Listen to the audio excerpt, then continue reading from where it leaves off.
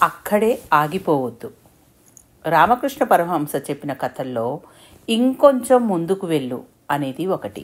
ఒక పేదవాడు కట్టెలు కొట్టి అమ్మి జీవిస్తూ ఉండేవాడు. కొన్నాళ్లకు ఆ ప్రాంతంలో కట్టెలు దొరకని పరిస్థితి నెలకొంది.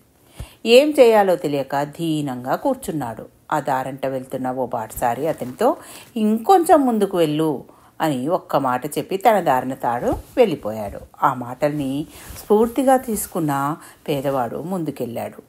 అక్కడ మంచి గంధపు చెట్లు కనిపించాయి. వాటిని కొట్టి అమ్మి మంచి ధనవంతుడయ్యాడు. ఆ తర్వాత అతడు అక్కడితో సంతృప్తి పడి ఆగిపోలేదు. గతంలో బాటసారి చెప్పిన మాటనే మన్నం చేసుకుంటూ అంతకంతకు ముందుకు ఇంకా మున్ముందుకు వెళ్ళాడు. బంగారపు గనులు, ఆపై వజ్రాల గనులు తారసపడ్డాయి.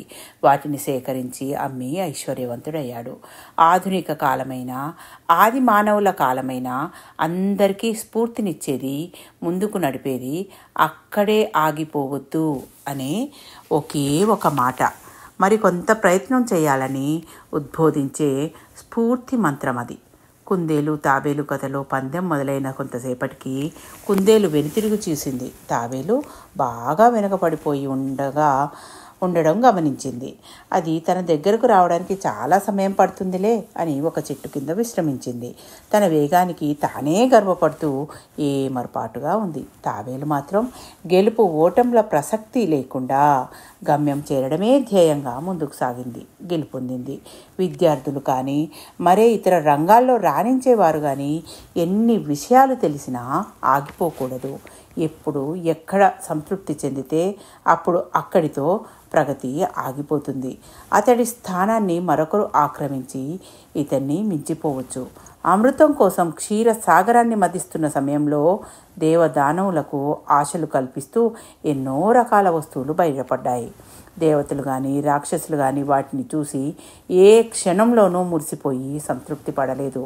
అమృతోదయమే అంతిమ లక్ష్యంగా చేసుకొని యత్నం సాగించారు.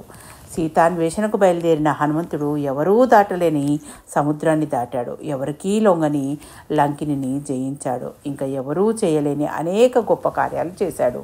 అయినప్పటికీ ఏ స్థితిలోనూ తాను పొందిన విజయానికి సంతృప్తి చెందలేదు. ఆయన అంతిమ లక్ష్యం సీతమ్మ వారి జాడ తెలుసుకోవడమే. ఆ పని జరిగే వరకు ఎక్కడా సంతృప్తి చెంది ఆగిపోలేదు. మహానిర్వాణ తంత్రం అనే గ్రంథం గమ్యప్రాప్తి పర్యంతం సాధన చేస్తుండవలసిందే అని చెప్తోంది. ప్రతి వారు ఒక గమ్యాన్ని నిర్దేశించుకోవాలి. దాన్ని చేరడానికి తగిన ప్రణాళిక రచించుకోవాలి.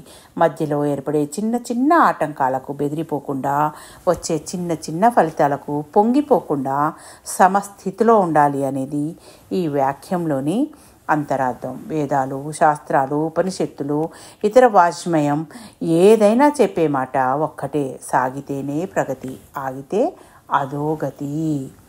రంగం రాణింపు, స్థితి, స్థాయి, వయసు, హోదా, కాలం, పరిస్థితులు ఏవైనా సరే ఎక్కడా ఆగిపోవద్దు.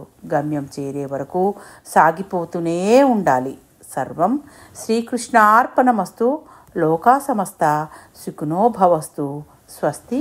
మీ పద్మజ.